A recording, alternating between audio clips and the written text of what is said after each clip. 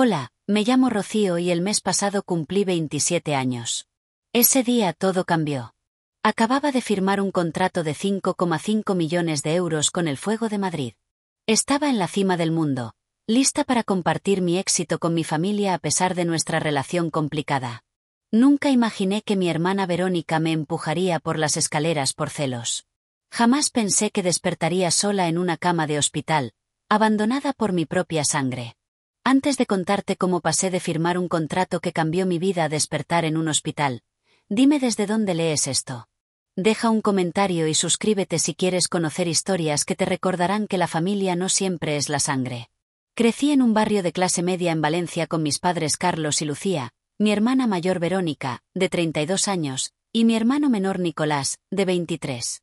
Desde fuera, parecíamos la familia española perfecta. Pero las apariencias engañan. Desde que tengo memoria, siempre hubo una jerarquía tácita en casa. Verónica era la hija predilecta. Nicolás era el pequeño de la familia. Y yo estaba en medio, a menudo olvidada o ignorada. Mis padres asistían a cada recital de piano y exposición de arte de Verónica, elogiando sus talentos mediocres como si estuviera destinada a la grandeza. Mientras tanto, mis partidos de baloncesto eran una molestia, algo a lo que solo acudían si no había nada mejor que hacer. El baloncesto no es una carrera de verdad para una chica, decía mi padre con desdén cada vez que mencionaba mis sueños. Deberías centrarte en algo práctico, como tu hermana. Verónica sabía que tenía poder sobre mí, el apoyo incondicional de nuestros padres, y lo usaba como arma. Cuando éramos pequeñas, rompía sus cosas y me culpaba, lo que resultaba en mi castigo. Con los años, sus tácticas se volvieron más sofisticadas, más manipuladoras. Hacía comentarios mordaces sobre mi apariencia cuando venían amigos o olvidaba contarme los planes familiares. «Oh, ¿mamá no te dijo que cenábamos en casa de la abuela esta noche?» Pensé que todos lo sabían, decía con falsa inocencia, sabiendo que ella debía pasarme el mensaje. A los 16 años, entendí que si quería algo en la vida, tendría que conseguirlo por mí misma. Trabajé en un supermercado local, apilando estanterías después de clases y los fines de semana. Ahorré cada céntimo, sabiendo que mis padres priorizarían el fondo universitario de Verónica sobre el mío.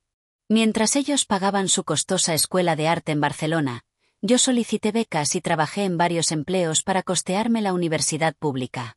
El baloncesto fue mi escape, mi pasión y, finalmente, mi salida. Practicaba horas después de clases, a menudo sola en la cancha comunitaria, perfeccionando mi técnica con innumerables ejercicios. Cuando llovía, seguía allí, con el balón resbaladizo y difícil de controlar. Pero nunca me rendí. El sonido del balón contra el pavimento mojado, el chirrido de mis zapatillas en la cancha, el silbido de la red al encestar un tiro perfecto. Estos fueron la banda sonora de mi determinación. Fue en una de estas sesiones solitarias bajo la lluvia cuando la entrenadora Sofía me vio por primera vez. Tenía 42 años, dura como el acero, con una actitud directa que imponía respeto. Llegó en su viejo sedán azul, bajó la ventanilla y me observó durante 20 minutos antes de acercarse. «Tienes talento natural», dijo, no como cumplido, sino como una constatación. Pero el talento sin disciplina no sirve. Si estás dispuesta a trabajar más duro de lo que nunca has trabajado, puedo ayudarte a convertir esa habilidad en algo especial. Sofía se convirtió en más que mi entrenadora. Fue la figura materna que siempre anhelé. Me llevó al límite, creyó en mí cuando yo no lo hacía y nunca trató mis sueños como metas inalcanzables. Bajo su guía, pasé de ser una jugadora talentosa pero desenfocada a una atleta disciplinada con verdadero potencial. En mi último año, ojeadores universitarios comenzaron a aparecer en mis partidos. Recibí varias ofertas de becas y acepté una de una universidad de primera división con un sólido programa de baloncesto femenino. Mis padres apenas reconocieron este logro. «Supongo que eso nos ahorrará algo de dinero», comentó mi madre cuando les mostré la carta de la beca, como si ese fuera el único valor de lo que había logrado. En la universidad conocí a Miguel. Estaba en su primer año de Derecho cuando chocamos, literalmente, en la cafetería del campus. Yo corría al entrenamiento, él estaba inmerso en un libro de Derecho Constitucional, y nuestro choque hizo que mi bebida deportiva se derramara sobre sus apuntes. Esperaba enojo, pero en cambio obtuve una sonrisa que hizo que mi corazón diera un vuelco. Ahora tengo una excusa para reescribir esto, bromeó, señalando las páginas manchadas de morado. Honestamente, estaba buscando cualquier motivo para tomar un descanso. Miguel era diferente a cualquiera que hubiera conocido. Venía de una familia cariñosa y solidaria, y no podía entender la dinámica que describía con la mía. A menudo escuchaba con incredulidad mientras le relataba historias de mi infancia. Eso no es normal, Rocío, decía. Las familias deben apoyarse, levantarse mutuamente, no derribarse. Con el apoyo emocional de Miguel y la guía continua de Sofía, prosperé en la universidad. Me convertí en una jugadora estrella, rompiendo varios récords escolares y atrayendo la atención de ojeadores profesionales. Mi grado en gestión deportiva me dio un plan B, pero mi corazón estaba puesto en jugar profesionalmente. Mientras tanto, mi familia continuó con su indiferencia. Asistieron exactamente a 2 de mis partidos universitarios en 4 años. Verónica había regresado a casa tras fracasar como artista en Barcelona y trabajaba en una galería local, quejándose constantemente de lo poco valorado que era su talento. Nicolás seguía los pasos de mi padre estudiando empresariales y ya mostraba signos de adoptar su actitud desdeñosa hacia mi elección de carrera. A pesar de su falta de apoyo, seguí decidida a triunfar, no para demostrarles que estaban equivocados, sino para probarme a mí misma que era digna del sueño que había perseguido tanto tiempo. Cada rechazo, cada comentario despectivo, cada partido al que no asistieron solo avivó mi determinación. Lo lograría con o sin ellos. Y al entrar en mi último año universitario, con ojeadores profesionales asistiendo regularmente a mis partidos y mi nombre mencionado en conversaciones sobre la próxima generación de estrellas del baloncesto femenino, comencé a creer que todos esos años de trabajo duro, todas esas tardes lluviosas en la cancha, todas esas mañanas tempranas y noches tardías de entrenamiento, finalmente estaban a punto de dar frutos. Lo que no sabía entonces era que mi mayor desafío no vendría de la cancha, sino de las personas que debían amarme más. Las personas que compartían mi sangre, pero no mis sueños. Las personas que preferirían verme fracasar antes que triunfar en mis propios términos. El partido que lo cambió todo ocurrió durante el Campeonato Nacional Universitario. Estábamos 2 puntos abajo con 10 segundos en el reloj. El balón llegó a mí en la línea de 3 puntos, y el tiempo pareció ralentizarse. Podía ver cada opción, la posición de cada jugadora, como si la cancha se hubiera convertido en un tablero de ajedrez y pudiera anticipar cada movimiento posible. Fingí un pase a mi compañera a la derecha, pivoté a la izquierda y me lancé en un tiro en salto justo cuando sonó la bocina. El balón surcó el aire, y todo el pabellón quedó en silencio. Cuando pasó por la red, la multitud estalló en un rugido que aún resuena en mis sueños. Habíamos ganado el campeonato, y yo había encestado la canasta ganadora. Ese momento fue capturado por decenas de cámaras, retransmitido en canales deportivos de todo el país. Y de repente, mi nombre estaba en boca de todos.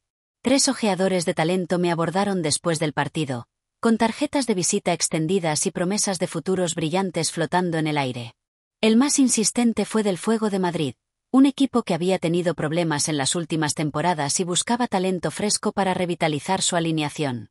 Su oferta inicial fue buena, pero Miguel, que acababa de aprobar el examen de abogacía y trabajaba en un bufete de derecho deportivo, me aconsejó negociar. «Te quieren más de lo que dejan ver», dijo, revisando los términos del contrato. «Esto es solo su posición inicial. Podemos presionar por mejores condiciones». Las negociaciones se extendieron durante 3 meses, con ofertas y contraofertas yendo y viniendo. Cada vez que el Fuego regresaba con una nueva propuesta, Miguel la analizaba, destacando áreas donde aún podíamos mejorar los términos. Fue un tiempo estresante, lleno de incertidumbre y dudas. ¿Y si retiran la oferta por completo? Le pregunté a Miguel una noche, la ansiedad manteniéndome despierta. ¿Y si estoy exigiendo demasiado y deciden que no valgo la pena? No se retirarán, me aseguró, su confianza inquebrantable. Eres la mejor prospecto novata de esta temporada. Te necesitan más de lo que tú los necesitas. Sofía también fue un gran apoyo durante este periodo. Tenía contactos en la liga profesional y me aseguraba que el interés de Madrid era genuino. Están construyendo su estrategia en torno a ti, me dijo. Ya han comenzado a diseñar jugadas que destacarán tus fortalezas. Créeme, no van a irse a ninguna parte. Finalmente, tras lo que pareció una eternidad de idas y venidas, llegamos a un acuerdo. 5,5 millones de euros por 3 años, con bonos por rendimiento que podrían sumar otros 2 millones.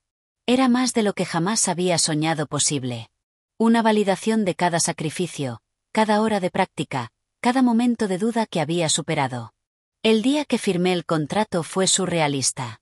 El presidente del equipo, Carlos Vidal, una leyenda en el mundo del baloncesto, me dio la bienvenida personalmente al Fuego de Madrid. Los flashes de las cámaras destellaron mientras nos dábamos la mano, y luché por mantener la compostura, por no dejar que las lágrimas de alegría y alivio cayeran frente a toda esa gente importante. Bienvenida a la familia, Rocío, dijo Carlos, su agarre firme, su sonrisa genuina. Creemos que vas a ayudar a llevar este equipo al campeonato. Al salir de la sede del Fuego, con el contrato firmado y el futuro asegurado, sentí una extraña mezcla de emociones. Orgullo por lo que había logrado, emoción por lo que vendría, pero también una tristeza persistente porque no tenía a nadie de mi verdadera familia con quien compartir este momento. A pesar de años de abandono y desdén, una parte de mí aún anhelaba su aprobación, su reconocimiento. Y en ese momento de triunfo, tomé una decisión que cambiaría el curso de mi vida de maneras que nunca podría haber anticipado.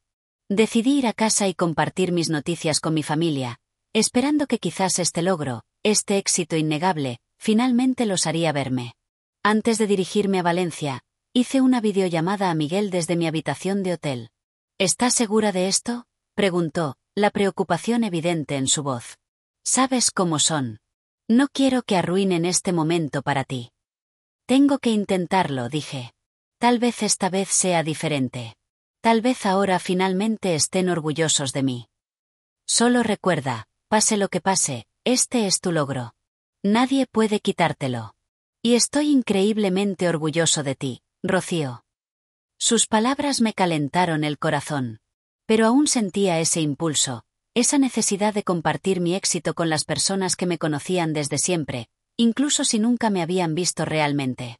Me detuve en varias tiendas antes de ir a casa de mis padres, eligiendo regalos cuidadosamente para cada miembro de la familia. Para mi padre, un reloj caro que había estado mirando durante años. Para mi madre, un bolso de diseño de su marca favorita.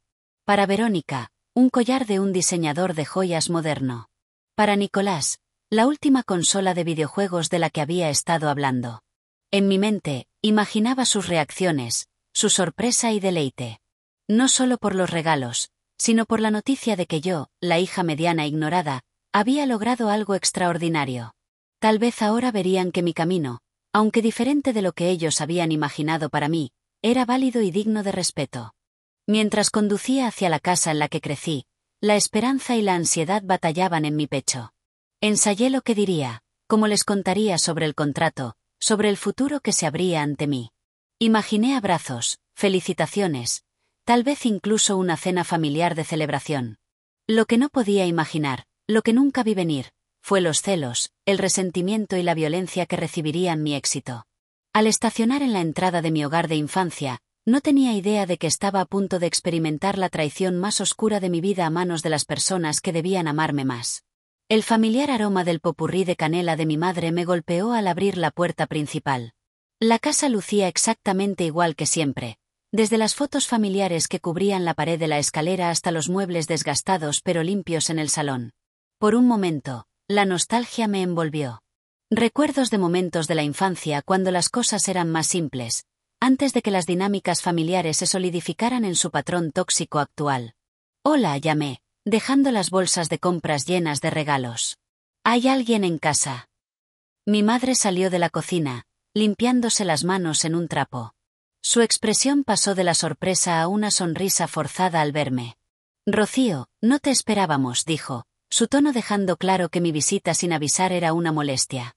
«Quería daros una sorpresa», respondí, intentando mantener la voz ligera, sin dejar que su recepción tibia apagara mi ánimo. «Están todos aquí. Tu padre está viendo televisión en el despacho. Verónica y Nicolás deberían llegar pronto». Miró las bolsas de compras. «¿Qué es todo esto?» «Solo algunos regalos. Tengo buenas noticias y quería compartirlas con todos». Mi padre apareció en el umbral, control remoto en mano, con un aire ligeramente molesto por la interrupción de su rutina nocturna. Rocío, reconoció con un asentimiento. ¿Qué te trae de vuelta? Antes de que pudiera responder, la puerta principal se abrió y Verónica entró, seguida de cerca por Nicolás. Los ojos de Verónica se entrecerraron al verme, mientras que Nicolás al menos logró una pequeña sonrisa. Reunión familiar, dijo Verónica sarcásticamente, dejando sus llaves en la mesa auxiliar. ¿Cuál es la ocasión? Tengo algo que contaros a todos, dije, mi corazón acelerándose con una mezcla de emoción y aprensión. ¿Podemos sentarnos juntos unos minutos? Nos reunimos en el salón, un silencio incómodo asentándose sobre nosotros. Respiré hondo y comencé a compartir mi noticia. Acabo de firmar un contrato con el Fuego de Madrid, anuncié, incapaz de contener el orgullo en mi voz. 5,5 millones de euros por 3 años con bonos por rendimiento. El silencio que siguió fue ensordecedor. Las cejas de mi padre se alzaron ligeramente, la primera señal de sorpresa genuina que le había visto en años. La boca de mi madre se abrió y cerró, como si luchara por encontrar palabras. Nicolás parecía genuinamente impresionado, mientras que el rostro de Verónica se había quedado completamente inmóvil, con los nudillos blancos donde agarraba su bolso. 5,5 millones, dijo finalmente mi padre, con incredulidad evidente en su voz. Sí, confirmé, alcanzando una de las bolsas de compras. Y quería celebrarlo con vosotros. Traje algunos regalos. ¿Regalos? Repitió mi madre, sus ojos ahora fijos en las bolsas. Comencé a repartir los presentes, explicando cada elección mientras los entregaba. Mi padre examinó el reloj con una mezcla de aprecio y algo más, algo que parecía casi resentimiento. Mi madre pasó los dedos por el cuero suave del bolso de diseño, su expresión indescifrable. Nicolás estaba genuinamente encantado con la consola de videojuegos, comprobando inmediatamente sus características. Y luego estaba Verónica. Abrió la caja de joyería lentamente, mirando el collar dentro sin tocarlo. Recordé que admiraste a este diseñador cuando vimos su colección en una revista el año pasado, expliqué, esperando ver algo de suavidad en su expresión. En cambio, cerró la caja de golpe y la colocó en la mesa de café con cuidado deliberado. Qué amable de tu parte tirar el dinero así, dijo, su voz goteando desdén. Debe sentirse bien presumir de esta manera. Verónica, dijo mi madre a medias. Pero no había un verdadero reproche en su tono. No, mamá, seamos honestos por una vez, continuó Verónica, su voz elevándose. La pequeña Rocío regresa después de firmar un gran contrato deportivo y piensa que puede comprar nuestra aprobación con regalos caros. Eso lo resume. Sentí mi rostro enrojecer por el dolor y la vergüenza. No es lo que intentaba hacer. Solo quería compartir mi felicidad con vosotros. Tu felicidad, repitió Verónica burlonamente, porque siempre se trata de ti, ¿verdad? Incluso cuando no estás. Todo es Rocío esto y Rocío aquello de tu preciosa entrenadora y tu perfecto novio. Pobre Verónica, atrapada en casa trabajando en un empleo sin salida mientras su hermana se convierte en una estrella del deporte. Nadie ha estado hablando de mí, dije, confundida por su estallido. Apenas he tenido noticias de ninguno de vosotros en meses. Claro, rió Verónica amargamente. Por eso tuve que enterarme por la señora López de al lado de lo orgullosa que debo estar de mi exitosa hermana. Por eso los clientes en la galería me preguntan si estoy relacionada con esa jugadora de baloncesto y se decepcionan cuando se dan cuenta de que solo soy la asistente de ventas. La habitación se llenó de tensión mientras Verónica continuaba desahogando años de celos acumulados. Para mi conmoción, en lugar de intentar calmar la situación, mis padres comenzaron a ponerse de su lado. Siempre has tenido una manera de hacer que todo gire en torno a ti, Rocío, dijo mi padre, dejando la caja del reloj en la mesa junto al collar descartado de Verónica. Viniendo aquí a alardear de tu éxito, actuando como si todos debiéramos estar agradecidos por tu atención y tus limosnas. ¿Limosnas? Repetí, atónita por la acusación. Son regalos. Pensé que estaríais felices por mí. Felices de que hayas tirado años en una carrera que terminará en el momento en que te lesiones. Intervino mi madre. Felices de que estés viviendo un sueño irreal en lugar de construir algo estable y significativo como ha intentado hacer tu hermana. No podía creer lo que oía. ¿En qué universo era Verónica, que había abandonado la escuela de arte y trabajaba a tiempo parcial en una galería, la responsable? Yo tenía un título, un contrato profesional, seguridad financiera, y aún así, de alguna manera, seguía siendo la decepción de la familia. También quería deciros que estoy planeando comprar una casa nueva, dije, intentando volver la conversación a un terreno positivo. Algo lo suficientemente grande para todos nosotros si alguna vez queréis visitar o incluso mudaros más cerca de Madrid. Esto fue lo peor que pude haber dicho. El rostro de Verónica se contorsionó de rabia. Ahora estás ofreciendo comprarnos una casa como si fuéramos un caso de caridad para que tú resuelvas con tu nueva riqueza. ¿Tienes idea de lo condescendiente que suenas ahora mismo?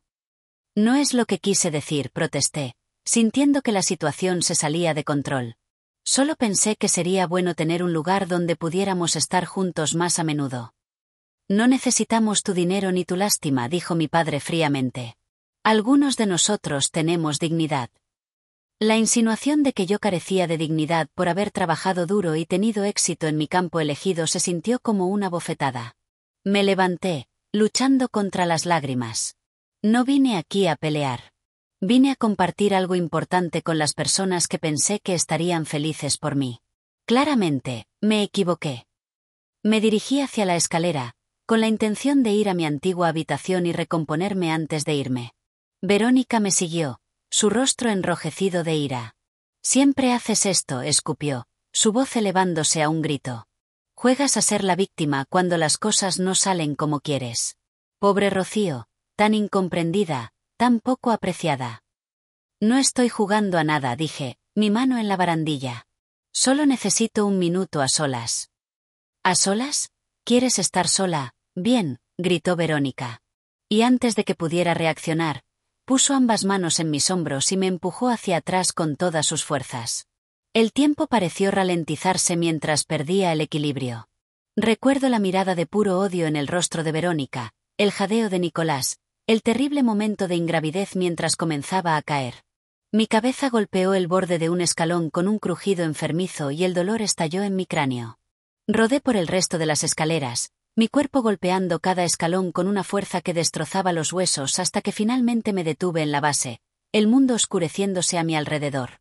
Lo último que escuché antes de perder el conocimiento fue la voz de mi madre, fría y distante.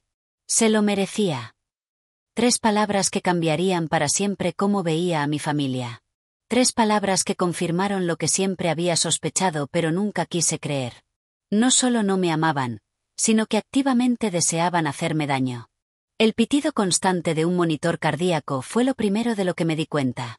El sonido penetró en la oscuridad, atrayéndome hacia la conciencia un pulso electrónico a la vez. Mis párpados se sentían increíblemente pesados, como si estuvieran pegados. Cuando finalmente logré abrirlos, una luz fluorescente áspera envió dagas de dolor a través de mi cráneo. Está despertando, dijo una voz de mujer desde algún lugar a mi derecha. Ve a buscar al doctor Alejandro. Intenté girar la cabeza hacia la voz, pero un collarín me mantuvo inmovilizada. El pánico comenzó a crecer en mi pecho al darme cuenta de que no podía moverme correctamente. Trata de no moverte, dijo la mujer, entrando en mi campo de visión. Llevaba un uniforme azul, su placa identificándola como Isabel, enfermera. Has tenido un accidente. No fue un accidente, pensé. Mi hermana me empujó. Mi familia lo vio, pero mi garganta estaba demasiado seca para hablar, y cuando lo intenté, solo salió un graznido áspero. Aquí, dijo Isabel, sosteniendo una pajita en mis labios. Pequeños sorbos. El agua fue lo más delicioso que había probado nunca, refrescando mi garganta reseca. Tras unos sorbos, lo intenté de nuevo. ¿Cuánto tiempo?, logré preguntar. Has estado inconsciente durante 3 días, respondió Isabel, su expresión compasiva. ¿Recuerdas qué pasó? Antes de que pudiera responder, un hombre alto con bata blanca entró en la habitación, portapapeles en mano. Señorita Campos, soy el doctor Alejandro. Me alegra ver que estás despierta. Nos tenías preocupados. La siguiente hora fue un torbellino de preguntas, exámenes e información devastadora.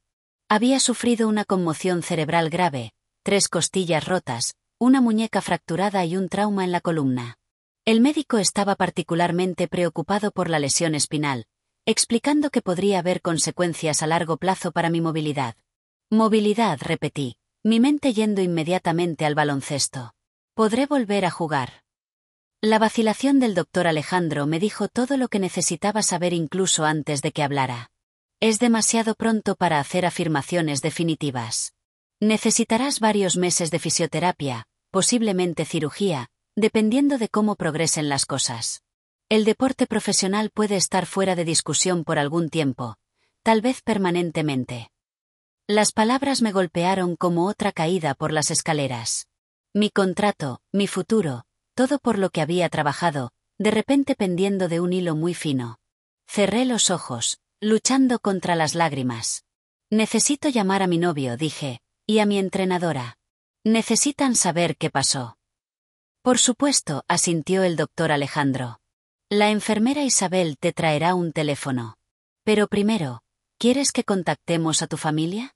Nadie ha venido a visitarte aún, pero podemos contactarlos si nos das la información.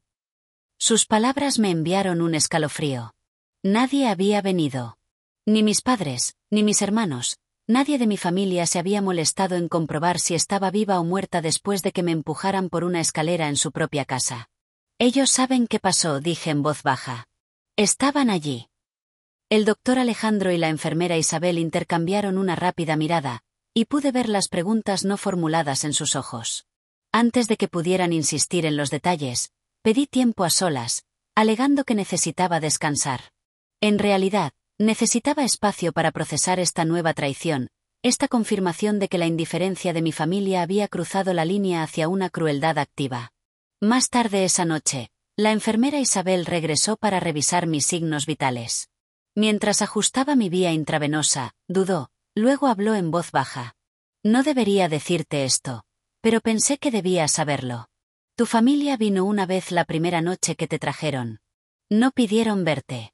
Solo querían recoger tus efectos personales, tu teléfono, tu cartera, tus llaves.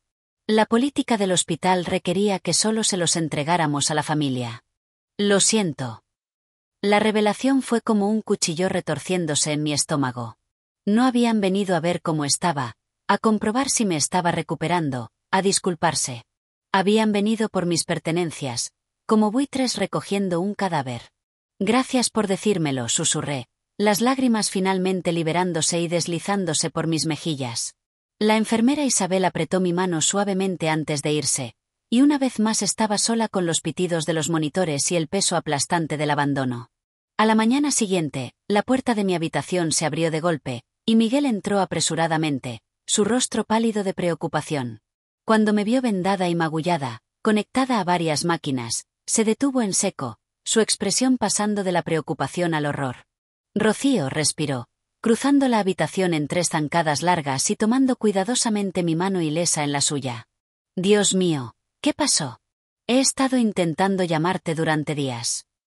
La presa se rompió, y todo salió a borbotones en un torrente de palabras, sollozos e ira. Le conté sobre ir a casa, sobre los regalos, sobre los celos de Verónica y la traición de mis padres. Le conté sobre la caída, sobre despertar sola, sobre enterarme de que mi familia solo había venido a llevarse mis posesiones. Miguel escuchó en un silencio atónito, su agarre en mi mano apretándose con cada nuevo detalle. Cuando terminé, literalmente temblaba de ira. Voy a hacer que paguen por esto, dijo. Su voz baja y controlada, lo que de alguna manera la hacía más aterradora que si hubiera gritado. Esto no fue un accidente. Esto fue un asalto, y te dejaron aquí para morir. Se llevaron mi teléfono, me di cuenta de repente. También has intentado llamarlos. Cada día desde que no contestaste nuestra llamada de control, confirmó Miguel. Tu número iba directo al buzón de voz, y cuando intenté con la casa de tus padres, tu padre contestó una vez, me dijo que no estabas allí, y luego dejaron de responder. Estaba a punto de presentar una denuncia por desaparición cuando el hospital finalmente me contactó usando la información de contacto de emergencia en tu cartera que encontraron en tu coche. ¿Mi coche? Lo había olvidado, aún estacionado en la entrada de mis padres. Otra pieza de propiedad que probablemente intentarían reclamar. Hay algo más, dije, dudando en expresar el pensamiento que me había estado atormentando desde que hablé con el doctor Alejandro. El médico dice que tal vez no pueda volver a jugar. El contrato, el fuego, todo por lo que trabajamos, podría estar todo perdido. La expresión de Miguel se suavizó. Déjame preocuparme por el contrato. Ahora mismo, Concéntrate en mejorar. Resolveremos el resto después. Más tarde ese día, Sofía llegó, habiendo volado desde Madrid tan pronto como Miguel la llamó. A diferencia de Miguel, no intentó ocultar su ira. Esas personas no son tu familia, declaró, paseando al pie de mi cama. La familia no se hace esto mutuamente. En lo que a mí respecta, están muertos para nosotras. El equipo ya está hablando de anular el contrato, dije, expresando mi mayor miedo. Miguel ha estado intentando contactar con la gerencia, pero nadie devuelve sus llamadas. Que lo intenten, dijo Sofía ferozmente. Tenemos opciones legales, opciones médicas. Esto no ha terminado, Rocío. Ni de lejos. A medida que avanzaba el día y el impacto inicial comenzaba a desvanecerse, una nueva emoción comenzó a echar raíces en mí. Determinación. La misma determinación que me había impulsado a través de años de práctica, a través de la universidad, a través de cada obstáculo en mi camino hacia el baloncesto profesional. Podía estar caída, pero no estaba fuera. Todavía no. Esa noche, la enfermera Isabel entró con más noticias inquietantes. Revisé tu documentación de ingreso, dijo, su voz baja.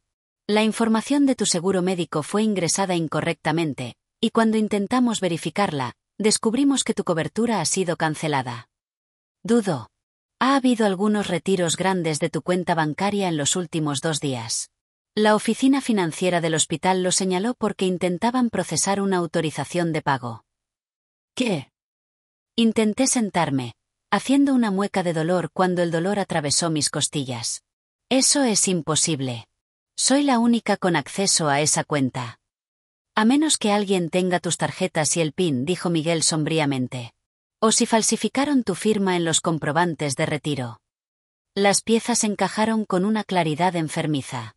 Mi cartera, mi teléfono, mis llaves, todo en posesión de personas que ya habían demostrado que deseaban hacerme daño.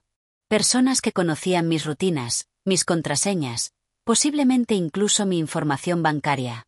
Me están robando, susurré, la traición alcanzando nuevas profundidades que no creía posibles. Después de todo lo demás, realmente me están robando mientras estoy en el hospital. La mandíbula de Miguel se tensó. Llamaré al banco ahora mismo. Congelaré tus cuentas y luego llamaré a la policía. Esto se detiene hoy. Mientras salía a hacer las llamadas, me recosté contra las almohadas, una extraña calma asentándose sobre mí. El dolor aún estaba allí, tanto físico como emocional, pero ahora estaba acompañado por una resolución fría y clara. Mi familia finalmente había mostrado sus verdaderos colores sin ninguna sombra de duda. No habría más búsqueda de su aprobación, no más esperanzas de reconciliación. Ellos habían hecho su elección, y ahora yo haría la mía.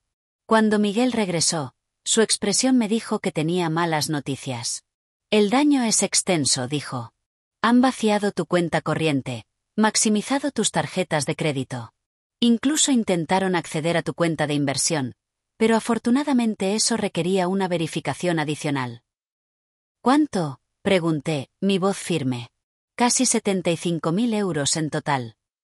Cerré los ojos, absorbiendo este golpe final. Luego los abrí de nuevo, encontrando la mirada de Miguel directamente. Quiero presentar cargos, dije. Contra todos ellos. Verónica por asalto. Todos ellos por robo. Quiero que enfrenten las consecuencias de lo que han hecho. Miguel asintió, una sonrisa sombría extendiéndose por su rostro. Esperaba que dijeras eso. Ya tengo a un amigo en la oficina del fiscal del distrito en espera. Cuando cayó la noche y terminaron las horas de visita, me encontré sola de nuevo en la habitación del hospital. Pero esta vez, la soledad se sentía diferente. No estaba abandonada. Simplemente había superado a las personas tóxicas que afirmaban ser mi familia. En su lugar, había encontrado un verdadero apoyo en Miguel y Sofía, personas que habían dejado todo para estar a mi lado cuando más los necesitaba. Mañana traería médicos, abogados, informes policiales y el comienzo de una larga lucha por la justicia y la recuperación. Pero esa noche, a pesar del dolor y la incertidumbre, sentí algo inesperado agitándose en mi pecho: libertad. La libertad que viene de aceptar finalmente una verdad dura y decidir avanzar sin el peso de falsas esperanzas y expectativas. Mi familia me había dejado sola en coma, pero no enfrentaría el futuro sola. Y pronto aprenderían que sus acciones tenían consecuencias, consecuencias que nunca imaginaron cuando me dejaron por muerta al pie de esas escaleras. A la mañana siguiente, desperté y encontré a Miguel ya en mi habitación, con el portátil abierto y una libreta llena de notas. Tenía esa mirada concentrada que reconocía de sus casos más desafiantes, la que significaba que estaba construyendo un caso pieza por pieza metódicamente. «Buenos días», dijo, notando que estaba despierta. «¿Cómo te sientes?» «Como si hubiera caído por una escalera», respondí, intentando una débil sonrisa, pero lista para contraatacar. «¿Qué tienes ahí?» «Los inicios de nuestro caso contra tu familia», dijo, girando el portátil para que pudiera ver la pantalla. «He estado despierto la mitad de la noche recopilando pruebas. La buena noticia es que tenemos mucho con lo que trabajar». Durante la siguiente hora, Miguel me explicó lo que había descubierto. Mis padres no solo habían retirado dinero de mis cuentas, sino que también habían estado revisando sistemáticamente mi información personal, contactando con acreedores, incluso intentando acceder a mis cuentas de correo electrónico. «El banco ha congelado todo y está investigando los retiros fraudulentos», explicó Miguel. «Tus tarjetas de crédito han sido canceladas y hemos comenzado el proceso de disputar los cargos que acumularon. Pero esto es solo el lado financiero. El asalto es el cargo más grave y ahí es donde debemos centrar nuestra atención». El doctor Alejandro llegó para sus rondas matutinas, trayendo tanto buenas como malas noticias. Lo bueno, mis escáneres cerebrales no mostraban daños permanentes por la conmoción cerebral.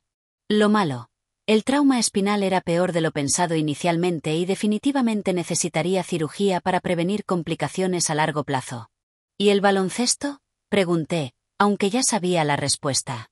«El deporte profesional será difícil, si no imposible, después de este tipo de lesión», confirmó suavemente.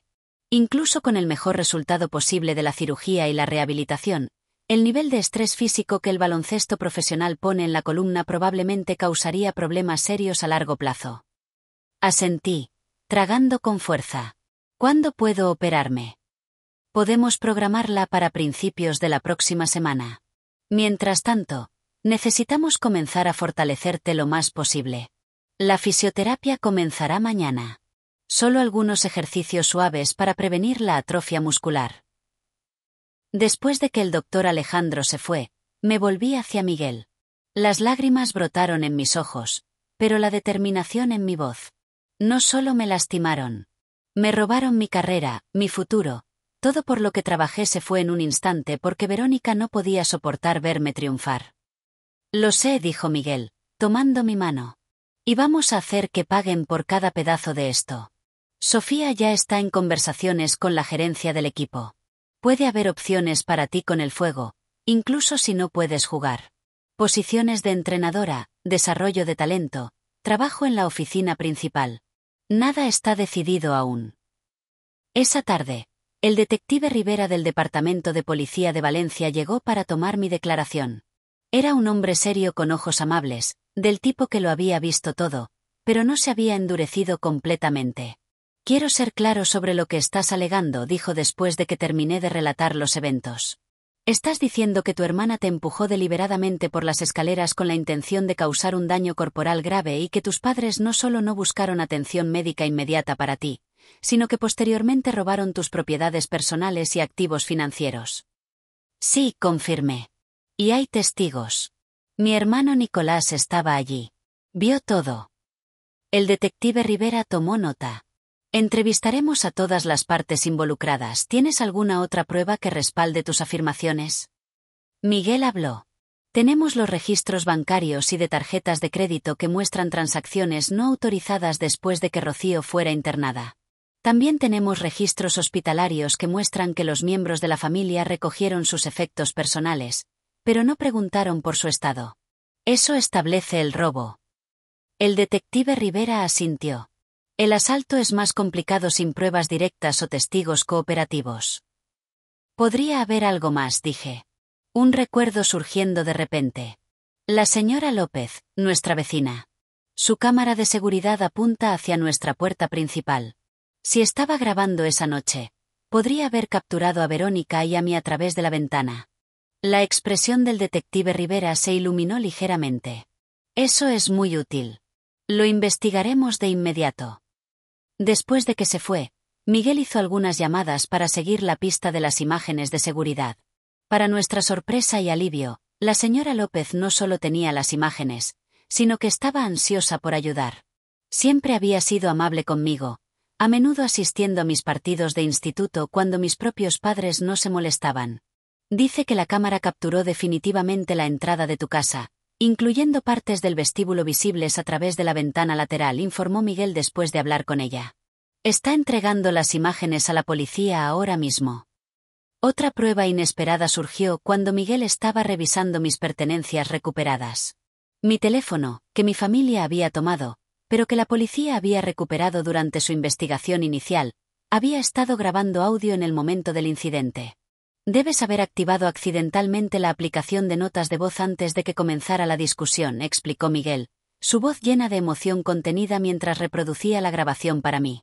La calidad no era perfecta, pero era lo suficientemente clara para escuchar las acusaciones furiosas de Verónica, el rechazo frío de mis padres a mi éxito, y finalmente, el momento crucial. Siempre haces esto. Juegas a ser la víctima cuando las cosas no salen como quieres. Pobre Rocío. Tan incomprendida, tan poco apreciada. No estoy jugando a nada. Solo necesito un minuto a solas. ¿A solas? ¿Quieres estar sola? Bien. Luego vinieron los sonidos de la lucha, mi grito mientras caía, los terribles golpes cuando mi cuerpo golpeó cada escalón, y finalmente, lo más condenatorio, la voz fría de mi madre. Se lo merecía. Seguida por la respuesta igualmente escalofriante de mi padre. Toma su cartera y teléfono. Necesitamos sus tarjetas y contraseñas antes de que alguien más se involucre. La grabación continuó durante varios minutos más, capturando su discusión sobre cómo acceder a mis cuentas y qué decir a la gente sobre mi ausencia. Esto es mejor que cualquier testigo, dijo Miguel, sus ojos abiertos de par en par. Son ellos en sus propias palabras, no solo fallando en ayudarte después del asalto, sino planeando activamente robarte mientras estabas inconsciente. Con la grabación de audio y las imágenes de seguridad de la señora López, el detective Rivera pudo moverse rápidamente. Se emitieron órdenes de arresto para Verónica por cargos de agresión agravada y para mis padres por cargos de robo, fraude y negligencia criminal. Mientras la maquinaria legal comenzaba a girar, me enfoqué en mi recuperación física. Los días se desdibujaron en una rutina de manejo del dolor, sesiones de fisioterapia y preparativos para mi próxima cirugía. Sofía dividió su tiempo entre el hospital y las reuniones con la gerencia del Fuego de Madrid, luchando por salvar lo que pudiera de mi contrato. Son comprensivos con tu situación, informó después de una reunión particularmente larga. Están explorando opciones para un contrato modificado que incluiría un puesto en la organización mientras te recuperas, con la posibilidad de activar el contrato de jugadora si puedes volver a la cancha. Fue la noticia más esperanzadora que había escuchado desde que desperté en el hospital, un pequeño rayo de luz en la oscuridad que había envuelto mi vida. 5 días después de recuperar la conciencia, mientras terminaba una sesión de fisioterapia, la enfermera Isabel entró corriendo en la habitación, su expresión alarmada. Tu familia está aquí, dijo en un susurro apresurado. Todos ellos. Están exigiendo verte, diciendo que ha habido un malentendido sobre la investigación policial. La seguridad está intentando mantenerlos en el vestíbulo, pero están causando una escena. Mi ritmo cardíaco se disparó, el monitor junto a mi cama pitando en respuesta a mi estrés repentino. Miguel, que había estado sentado en una esquina revisando documentos legales, se puso de pie al instante. No tienen derecho a estar aquí, dijo, ya sacando su teléfono. Llamaré al detective Rivera. No los dejes acercar a esta habitación. Pero incluso mientras hablaba, se podían escuchar voces elevadas desde el pasillo, creciendo más fuertes a medida que se acercaban. El tono autoritario de mi padre, la indignación aguda de mi madre, las acusaciones furiosas de Verónica. Es nuestra hija. Tenemos todo el derecho a verla. Todo esto es un malentendido. Rocío está confundida por sus medicamentos. Está mintiendo sobre todo. Yo nunca la empujé. Las voces estaban justo fuera de mi puerta ahora, y me encontré retrocediendo contra las almohadas, un miedo genuino recorriéndome. Estas personas, estos extraños que compartían mi sangre, ya habían mostrado lo poco que valoraban mi vida. ¿Qué harían si entraban en mi habitación? Justo cuando el pomo de la puerta comenzó a girar, una nueva voz se unió al alboroto en el pasillo, tranquila, pero con una autoridad inconfundible. Carlos Campos, Lucía Campos, Verónica Campos. Soy el detective Rivera, policía de Valencia. Creo que ya están familiarizados con la orden de alejamiento que les prohíbe contactar a Rocío Campos. Voy a tener que pedirles que se aparten de esa puerta inmediatamente. El silencio que siguió fue ensordecedor. Luego vinieron los sonidos de protesta, rápidamente cortados por la respuesta directa del detective Rivera. Pueden irse voluntariamente o pueden irse esposados por violar una orden judicial. Es su elección, pero tienen unos 10 segundos para decidir. Más murmullos enojados, el sonido de pasos que se alejaban y luego un suave golpe en mi puerta. Señorita Campos, soy el detective Rivera. Tu familia está siendo escoltada fuera de las instalaciones. Está bien si entro. Cuando di permiso, entró, seguido por un oficial uniformado que permaneció junto a la puerta. La expresión del detective Rivera era una mezcla de preocupación profesional y simpatía personal. ¿Estás bien?, preguntó. Asentí, aunque mis manos aún temblaban. Gracias por llegar tan rápido. Afortunadamente, ya estaba en camino para actualizarte, explicó.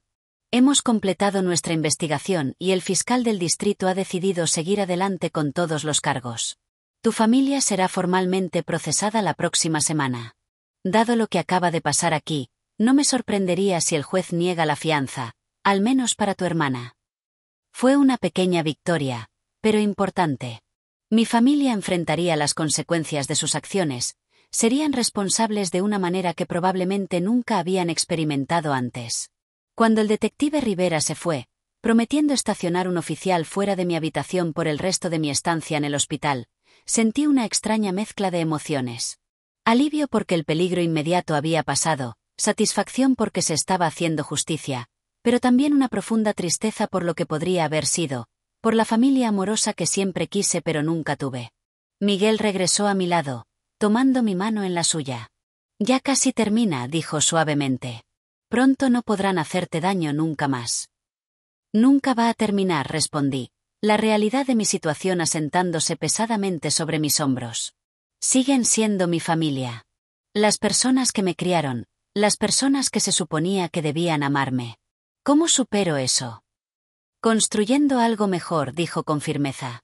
Rodeándote de personas que realmente se preocupan por ti, que te apoyan, que celebran tus éxitos en lugar de resentirlos. Creando una nueva familia, una basada en el amor y el respeto en lugar de la sangre. Mientras lo miraba, a este hombre que había dejado todo para estar a mi lado, que estaba luchando por mí con cada recurso a su disposición, me di cuenta de que tal vez ya había comenzado a construir esa nueva familia, y tal vez, a pesar de todo lo que había perdido, eso era algo que valía la pena conservar. El día del procesamiento llegó 6 semanas después de mi caída. Había pasado por una cirugía de columna 2 semanas antes, y aunque el procedimiento había sido exitoso, aún estaba débil y con considerable dolor. Los médicos habían desaconsejado asistir al tribunal, preocupados por la tensión física y el estrés emocional que pondría mi cuerpo en recuperación, pero estaba decidida a estar allí, a mirar a mi familia a los ojos mientras enfrentaban las consecuencias de sus acciones. Esto no se trataba de venganza, me dije. Se trataba de defenderme, de negarme a ser una víctima por más tiempo. ¿Estás segura de esto?, preguntó Miguel esa mañana mientras me ayudaba a subir a la silla de ruedas que sería mi ayuda para la movilidad en el futuro previsible. Nadie te culparía por ver los procedimientos de forma remota. Necesito estar allí, insistí. Necesito que me vean, que sepan que no me rompieron, aunque lo intentaron con todas sus fuerzas. El tribunal estaba lleno cuando llegamos. La noticia del caso se había filtrado a la prensa, la historia de una atleta profesional traicionada por su propia familia, demasiado sensacional para ignorar. Los flashes de las cámaras destellaron mientras Miguel me llevaba en silla de ruedas por el pasillo central hasta nuestro lugar junto a la fiscal adjunta del distrito, Julia Castro. ¿Estás lista para esto?, preguntó en voz baja, su expresión comprensiva pero profesional. Todos estarán aquí, y sus abogados probablemente intentarán pintarte como la agresora o sugerir que la caída fue un accidente que estás explotando para obtener ganancias financieras. Estoy lista, le aseguré. Aunque mi corazón latía con fuerza, tenemos las pruebas. La verdad está de nuestro lado.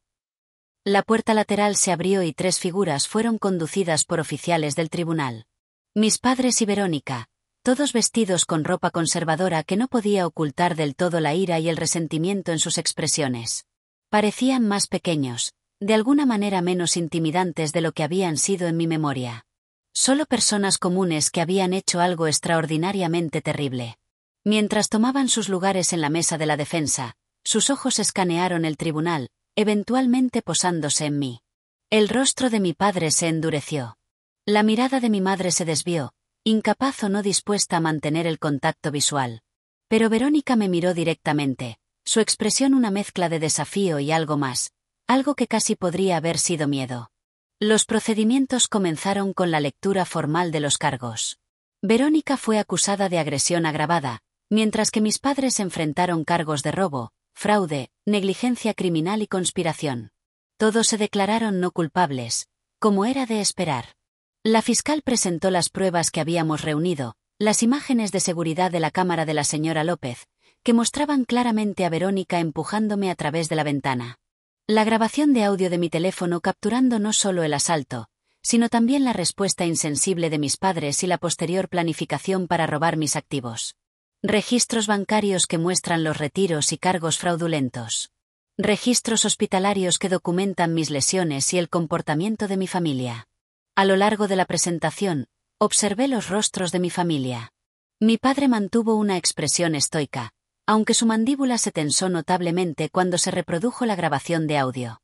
Mi madre se secó los ojos con un pañuelo, interpretando el papel de la madre angustiada, aunque no había mostrado tal preocupación cuando realmente estaba herida. La desafiante actitud de Verónica se desmoronó gradualmente a medida que se acumulaban las pruebas, reemplazada por un creciente pánico mientras la realidad de su situación se hacía clara. Sus abogados defensores hicieron lo mejor que pudieron, sugiriendo que el empujón fue una reacción en el calor del momento en una discusión familiar que se salió de control, que mis padres habían tomado mis pertenencias solo para mantenerlas seguras, que toda la situación estaba siendo exagerada. Pero sus argumentos parecían débiles y desesperados frente a pruebas tan abrumadoras. Mientras avanzaba la audiencia, la puerta del tribunal se abrió silenciosamente y una figura familiar entró, tomando asiento en la última fila. Carlos Vidal, presidente del Fuego de Madrid, el hombre que me había dado la mano y me había dado la bienvenida al equipo en lo que ahora parecía una vida anterior. Asintió gravemente cuando nuestras miradas se encontraron, su presencia, un silencioso espectáculo de apoyo que significó más de lo que las palabras podían expresar. Cuando llegó el momento de considerar la fianza, la fiscal adjunta Castro argumentó con fuerza en contra. Señoría, los acusados ya han demostrado una disposición a dañar a la víctima y a explotar su estado vulnerable para obtener ganancias financieras. Intentaron violar la orden de alejamiento al intentar forzar su entrada en su habitación de hospital. Representan una amenaza continua para su seguridad y recuperación. Para mi sorpresa, el juez estuvo de acuerdo, negando la fianza para los 3 acusados. Permanecerían bajo custodia hasta el juicio, un proceso que podría tomar meses. Mientras los oficiales del tribunal se movían para llevárselos, mi padre finalmente me miró directamente, su expresión una mezcla de ira y algo que podría haber sido vergüenza. Luego su mirada se desvió hacia la parte trasera del tribunal donde estaba sentado Carlos Vidal, y su rostro palideció. «Dios mío, es Carlos Vidal», exclamó lo suficientemente alto para que todo el tribunal lo escuchara. «El presidente del Fuego de Madrid está aquí». El estallido causó un revuelo en el tribunal, con cabezas girando para ver al ejecutivo deportivo. Mi padre pareció darse cuenta de repente de las implicaciones completas de lo que él y el resto de mi familia habían hecho, no solo a mí personalmente, sino a mi carrera, a mi relación con una gran franquicia deportiva, a mi futuro. Mi madre, siguiendo su mirada, jadeó y realmente se tambaleó sobre sus pies, requiriendo que un oficial del tribunal la estabilizara. Verónica parecía que podría enfermarse, el color desapareciendo de su rostro mientras la magnitud de sus acciones finalmente la golpeaba. Por un momento, nuestras miradas se encontraron a través del tribunal. Y vi algo que nunca había visto en su expresión antes, un arrepentimiento genuino. No por ser atrapada, no por las consecuencias que enfrentaba, sino tal vez, solo tal vez, por lo que le había hecho a su hermana. Mientras los llevaban, Miguel apretó mi hombro suavemente. «Se acabó», dijo suavemente. Al menos esta parte. Pero sabía que no estaba realmente acabado. El juicio aún estaba por delante, y más allá de eso, el largo camino de la recuperación física, de reconstruir mi vida y carrera desde los pedazos destrozados que mi familia había dejado atrás. Sin embargo, por primera vez desde que desperté en esa cama de hospital, sentí una sensación de cierre, de un capítulo que terminaba y otro que comenzaba. Después de que el tribunal se despejó, Carlos Vidal se acercó a donde Miguel y yo esperábamos. Señorita Campos, dijo formalmente, extendiendo su mano. En nombre de la Organización del Fuego de Madrid, quiero expresar nuestro total apoyo durante este tiempo difícil. Gracias por venir, dije, genuinamente conmovida por el gesto. Sé que el equipo debe estar reconsiderando el contrato después de mi lesión. En realidad, respondió, formándose una pequeña sonrisa. Eso es parte de por qué estoy aquí. La organización ha seguido tu situación de cerca y hemos tomado una decisión. Aunque tu carrera como jugadora pueda estar en pausa por ahora, nos gustaría ofrecerte un puesto como entrenadora asistente de desarrollo de jugadoras con todos los beneficios médicos y una versión modificada de tu contrato original. Si cuando puedas volver a la cancha, la puerta estará abierta. La oferta fue tan inesperada, tan generosa que por un momento no pude hablar. Después de todo lo que había pasado, después de la traición y la pérdida y el dolor, aquí había un gesto de fe en mi futuro, en mis habilidades, en mi valor como persona y profesional. No sé qué decir, logré finalmente, las lágrimas brotando en mis ojos. Di que sí, alentó Carlos. El fuego necesita personas como tú, Rocío. Personas con determinación, con corazón, con la capacidad de superar la adversidad. Esas cualidades no desaparecen solo porque no puedas jugar ahora.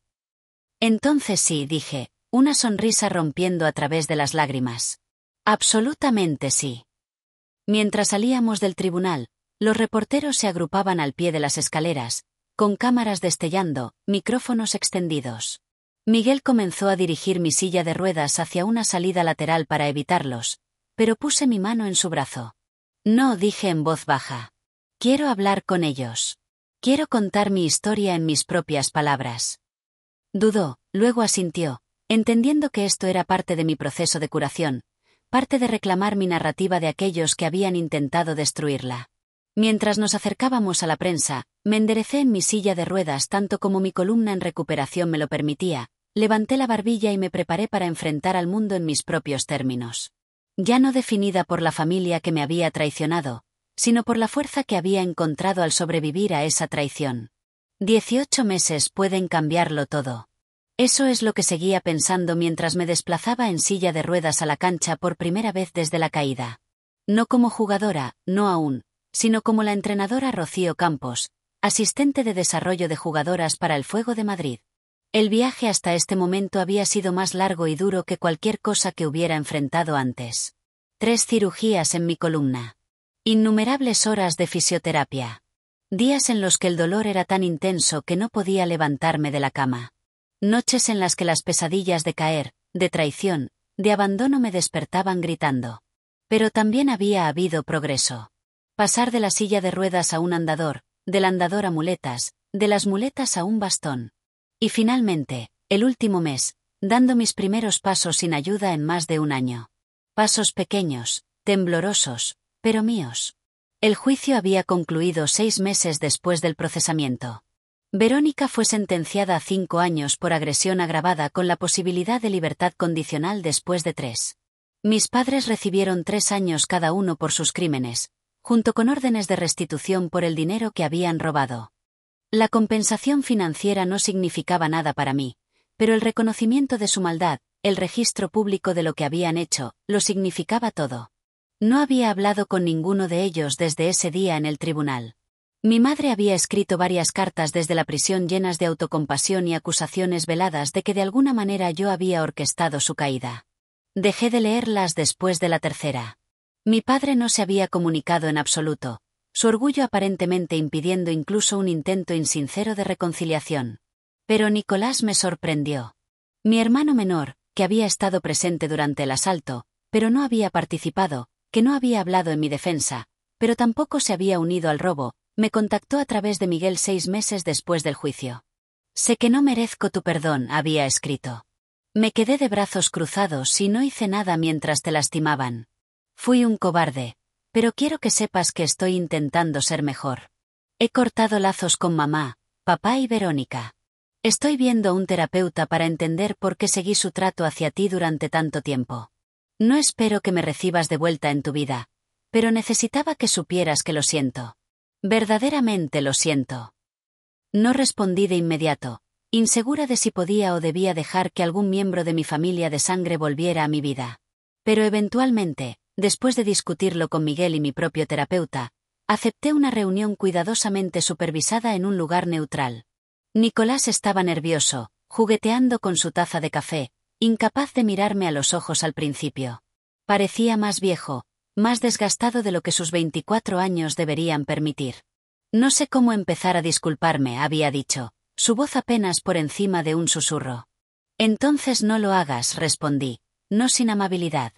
Solo dime por qué me odiaban tanto, por qué fuiste cómplice. La conversación que siguió fue dolorosa pero necesaria. Nicolás explicó cómo nuestros padres siempre habían favorecido a Verónica, cómo su constante necesidad de atención y validación había moldeado la dinámica familiar desde el principio.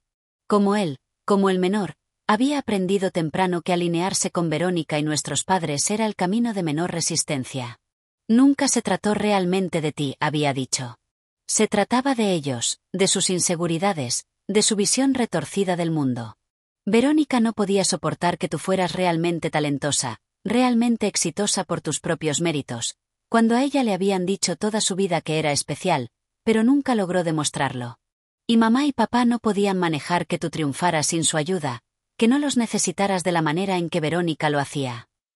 No lo perdoné ese día, ni la siguiente vez que nos encontramos, ni la vez después de eso.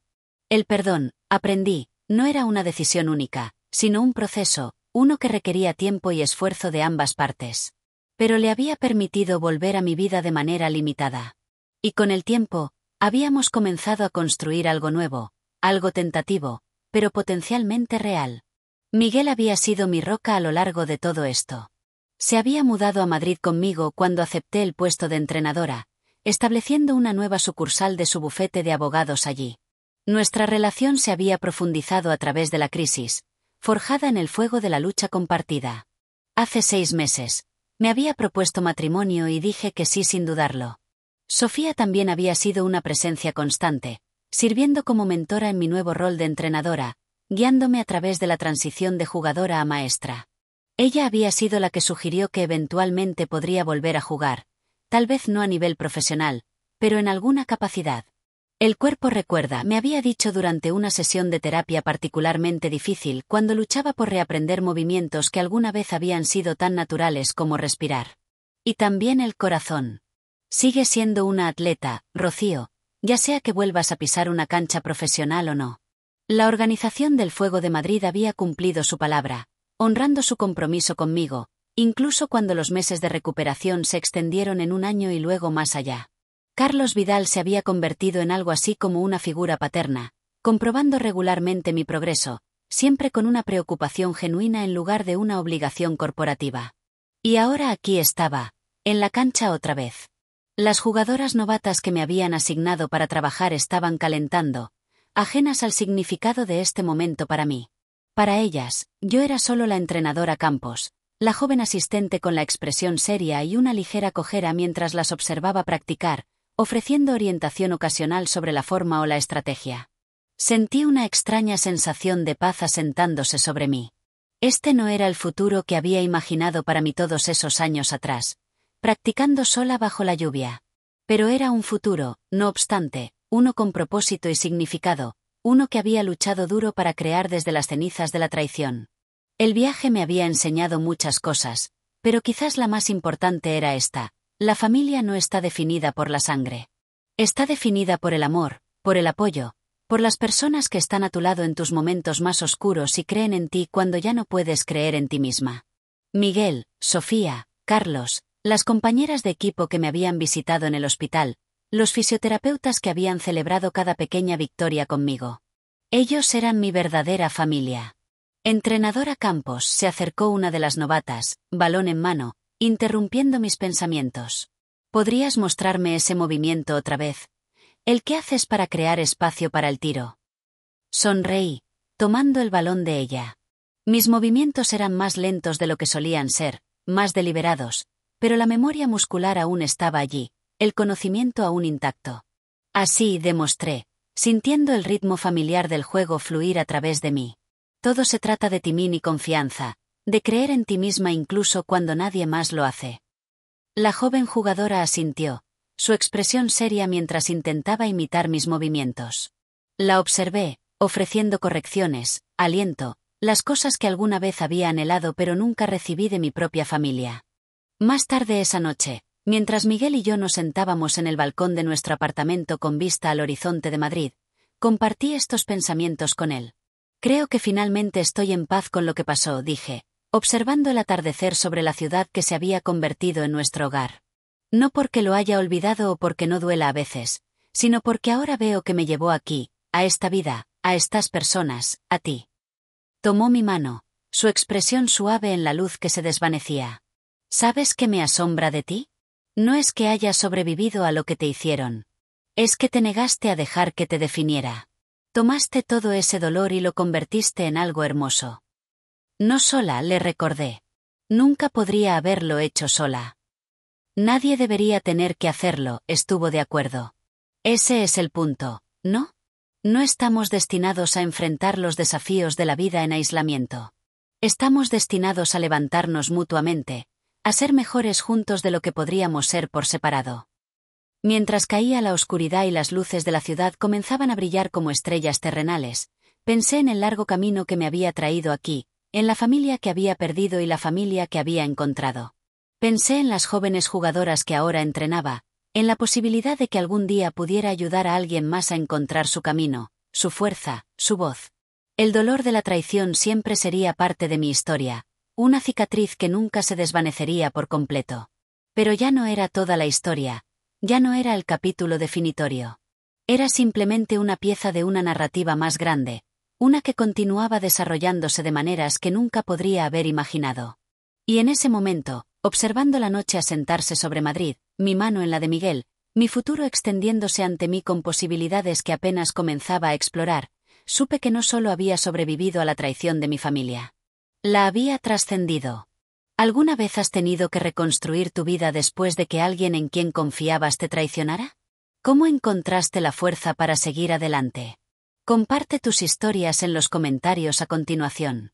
Y si este viaje de superar la traición familiar resonó contigo, por favor dale a me gusta, suscríbete y comparte con alguien que pueda necesitar escuchar que la familia no siempre es la sangre, sino las personas que están a tu lado cuando más importa. Gracias por leer. Y recuerda, la familia que eliges a menudo es más fuerte que la familia en la que naces.